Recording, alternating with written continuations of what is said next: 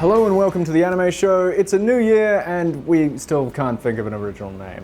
Today we're discussing Psycho Pass Season 2 and it's going to be really hard to do so without spoiling a couple of things from Season 1. If you haven't watched the first season of Psycho Pass, you should definitely do that.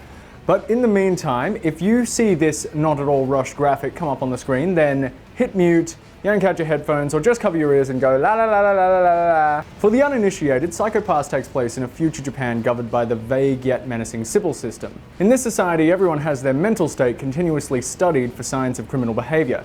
Any aberrative thoughts or moods could have you marked as a latent criminal, at which point you are either forced into counseling, or detained, or otherwise removed from society. They shoot you. Criminal investigations are led by inspectors, but the legwork is done by conscripted latent criminals called enforcers, so as not to subject the inspectors to mental contamination. Oh yeah, according to the Sybil system, crime is contagious. Getting stressed out, witnessing a crime, or even being the victim of a crime can cloud your psychopath and get you tagged as a latent crook. The inspectors and enforcers administer justice with crazy cool transforming guns called Dominators, which can read a person's psychopath on sight. If your crime coefficient is under 100, you're fine. Carry on, citizen. Anything up to 300 will get you shocked unconscious and hauled away to be isolated, and anything over 300 triggers the Dominator's lethal setting, which explodes people into fountains of gore. The world of Psycho Pass is an intriguing hellscape, an Orwellian dystopia taken up to 11. Sure, it's great that violent crime almost doesn't exist, but life is so chilled out that people occasionally turn into vegetables and die from the lack of stress. On the surface, everything is great and life is carefree, but you are basically one bad day away from being locked up forever or blood exploded. Our hero is Akane Tsunemori, who is now the head inspector of Unit 1, and things are pretty different around the office. Inspector Junoza is now an enforcer after watching his father die at the end of Season 1, and Kogami is on the lam after killing Series 1 big bad Makishima. Unit 1 is in pursuit of a criminal called Kurito Kamui, who is hunting down CID personnel and waging a war against the Sybil system. The biggest problem is that as far as the Sybil system is concerned, Kamui doesn't exist. Scanners don't recognize him and he shows no crime coefficient, which makes the Dominators useless. But the scariest thing about Kamui is his ability to clarify a person's psychopaths, meaning that his eventual army of followers can carry out gruesome murders without their crime coefficient going up. It's up to Tsunemori and her fellow inspectors and enforcers to put a stop to Kamui's violent crusade against Sybil. But is the system really worth saving?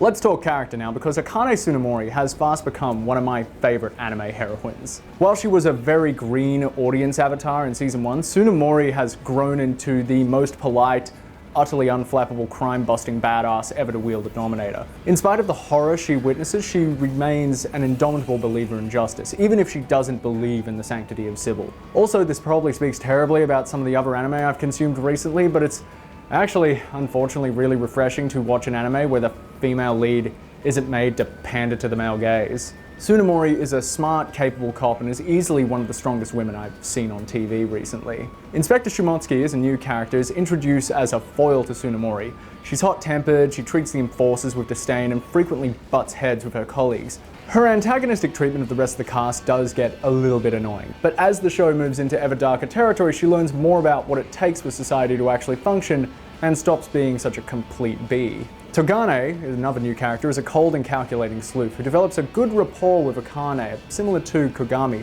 but we learn early on that he has clouded the psychopaths of every inspector he's worked with. It's a great thrill trying to figure out what Togane wants and why he's obsessed with Inspector Tsunemori. The other standout has to be Saiga, the highly objective former professor turned analyst for the Criminal Investigations Division. His interrogation scenes are brilliant to watch as he kicks down people's minds to get the information Unit 1 needs and is just a philosophical, complete badass. The rest of the cast is sadly nowhere near as developed, which may have to do with the episode number being down from 22 to 11. We get brief glimpses of Junoza, but we don't really learn too much about how he's doing after being stripped of his rank. Yayoi, Sho, and Karanamori don't get much more development either and are really almost background characters, maybe only getting 1 or 2 moments of action in this season. Kamui is an intriguing bad guy whose charisma allows him to amass an army of followers. Like Makishima, he manages to pull off Joker-esque heists that leave the CID absolutely in the dust. Overall, I think Makishima was a hard act to follow, given that he was not only a master criminal, but like a brilliant martial artist. But Kamui is nevertheless an intriguing antagonist whose origin demonstrates Psycho-Pass's predilection for some of the darkest narrative turns I've seen outside of a horror story. I know I said Psycho Pass Season 1 was dark, but somehow, maniacally.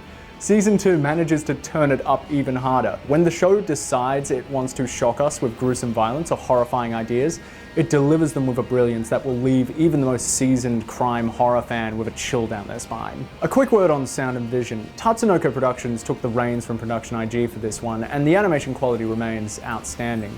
This is a deathly serious tale, and the beauty of the drawing really sucks you in. It doesn't distract you with like bright colors or goofy faces. Admittedly, I did have some trouble telling Shimotsuki and Tsunemori apart, as they are both little brunette ladies. This wasn't that much of a problem as the series moved on, but I don't know, maybe a little more variation in character design would have gone a long way. Sound-wise, Ling Toste Segure, don't know if I'm pronouncing that correctly, returned with the intro song Enigmatic Feeling. To be honest, I didn't immediately like Abnormalize, the Season 1 first intro track, but it quickly grew on me. Both songs really capture the spirit of the show with their shrieking vocals, foreboding lyrics, and a guitar sound that I have spent the last 2 weeks trying to copy. Seriously, if anyone knows what that effect is used on the lead guitar, please let me know. Overall, Psycho Pass Season 2 really impressed me. After the brilliance of Season 1, I pretty much thought that there was no more original territory you could explore with such a premise, but I am so happy to be proven wrong. If you dug Psycho Pass Season 1, then Psycho Pass Season 2 should definitely be your next course. And if you like your police procedurals with a cyberpunk coating, then jump online and cloud your hue with this brilliant crime thriller. Psycho Pass Season 2 can be streamed on Funimation and Anime Lab in either dubbed or subbed flavors. Thank you for watching, and we hope you join us for another year of trying to think of a more original name for what we hope to only briefly call the anime show.